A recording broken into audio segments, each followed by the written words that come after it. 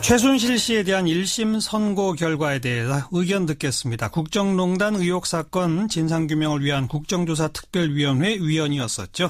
더불어민주당 박영선 의원 연결합니다. 안녕하세요.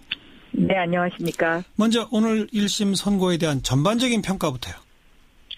네, 전반적으로는 국민들이 납득할 만한 부분에 선고가 있었다라고 생각이 됩니다. 네. 다만 이제 그 벌금 180억 부분에 대해서는 네. 이 최순실이라는 사람이 그 동안에 여러 가지 했던 죄과라든가 아니면 숨겨놓은 재산이 상당할 것이다라는 이런 어떤 부분과 비교해봤을 때는 너무 이것이 축소된 것이 아니냐는 그런 비판이 있을 수 있겠습니다만은 네.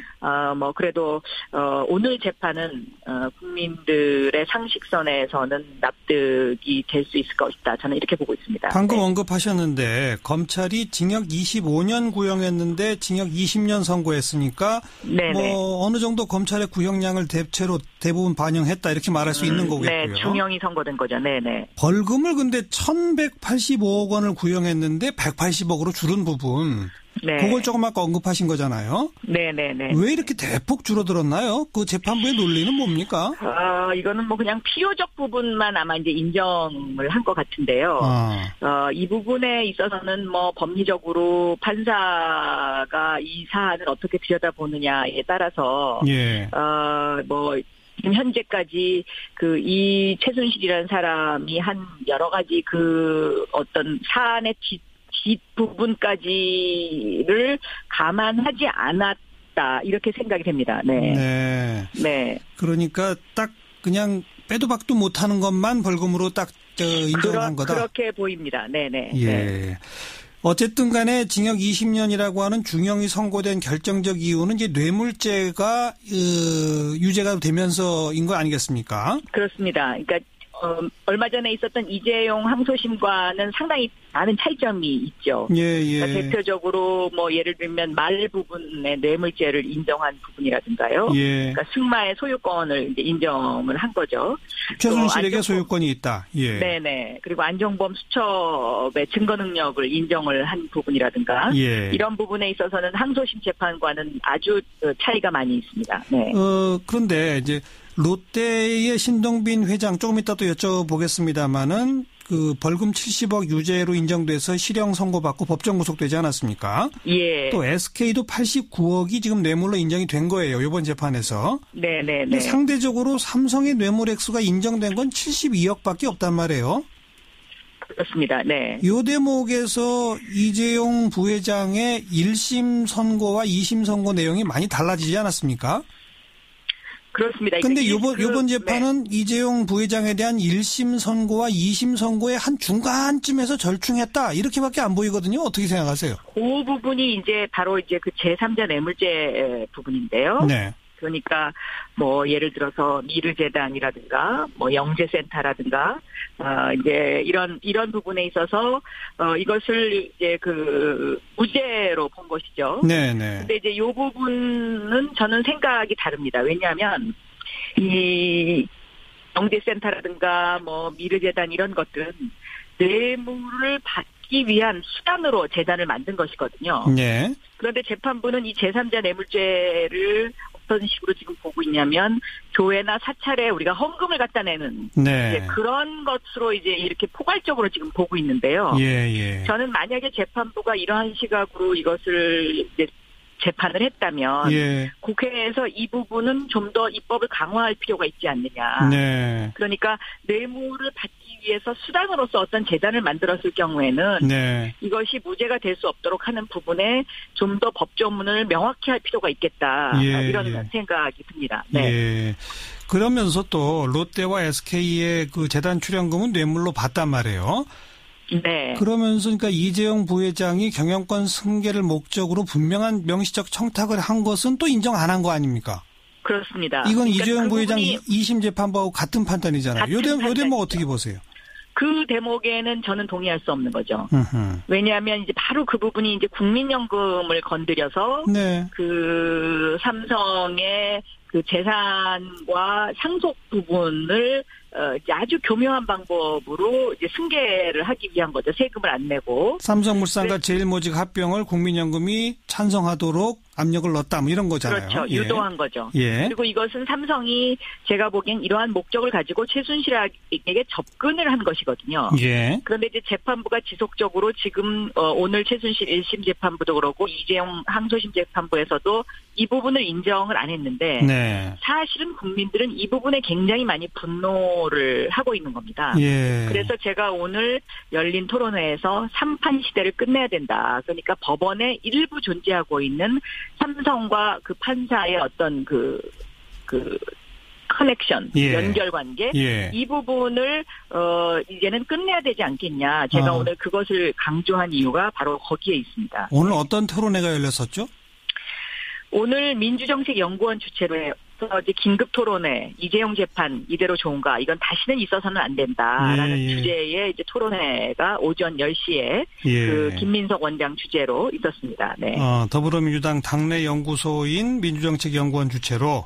네, 그렇습니다. 네. 좀 아까 삼성과 판사를 연결시켜서 3판 시대란 말을 쓰셨는데 이게 원래 있는 용어입니까? 만드신 용어? 그렇지 않습니다. 그러니까 보통 이제 우리가 지방에 내려가면 향판이라고 하는데 이 향판이 반드시 나쁜 뜻으로 쓰이는 것은 아닙니다. 예. 이제 그 고장에서 일어났던 일들을 주로 담당하면서 다른 곳으로 가지 않고 이제 그곳에서 이제 일하시는 판사들을 향판이라고 얘기하는데 예. 거기에서 이제 제가 그냥 따온 것입니다. 그래서 이 법원의 일부, 그러니까는 다 그렇지 않습니다. 근데 그 일부 판사분들이 삼성에 이렇게 좀 기울어진 재판을 하는 판사들이 좀 있습니다. 아직도. 예. 그래서 보통 이제 그 재벌 형량이 따로 있냐, 네. 재벌 양형이 따로 있냐, 이제 이런 어떤 비판이 있어왔던 것이죠. 네.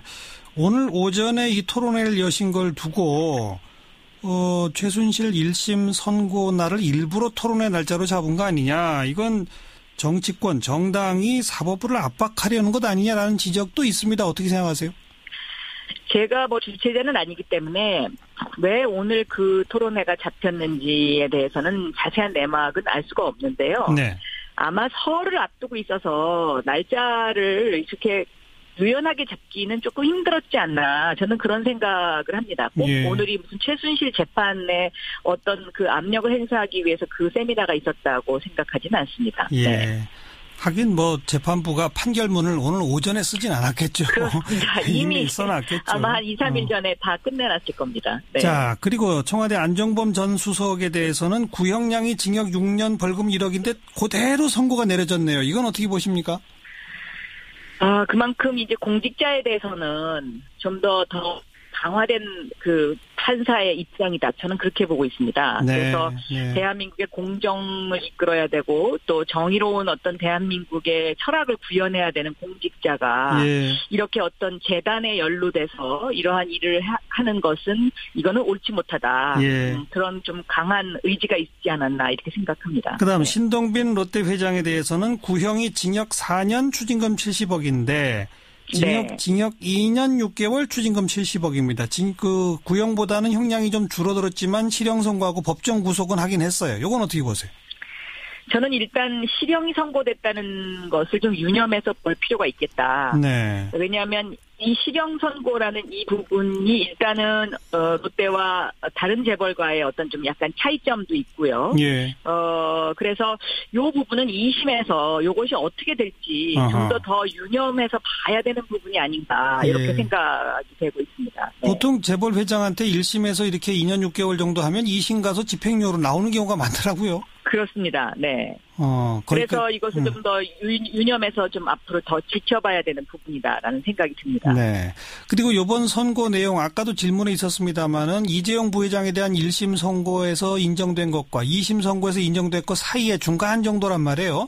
그럼 이게 이재용 부회장 대법원 재판에도 무슨 영향을 미치나요? 이런 선고가? 저는 조금 영향은 있을 거라고 생각합니다. 그러니까 대법원에서 아마 이재용 부회장의 선고와 관련해서 굉장히 치열한 논쟁이 있을 것 같은데요.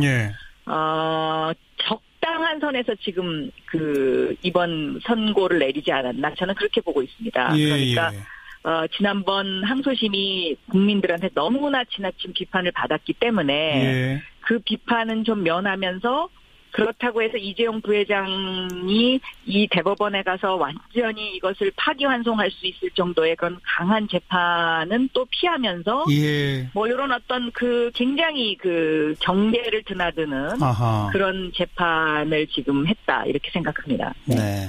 자, 오늘 최순실 씨에 대한 징역 20년 선고를 보면 박근혜 전 대통령에 대한 선고는 어떻게 예상하십니까? 저는 여기도 중형이 나오지 않을까 그렇게 생각하고 있습니다. 왜냐하면 안종범 부분도 공직자라는 부분이 강조되지 않았습니까? 네. 그리고 최순실 부분도 20년의 중형이 내려졌기 때문에 예. 박근혜 대통령도 저는 이건 중형을 할 수밖에 없지 않나 이런 생각이 듭니다. 그러니까 그 중형이라고 하는 게 최순실 씨 20년보다도 셀 수밖에 없는 거 아닌가요? 어떻게 보세요?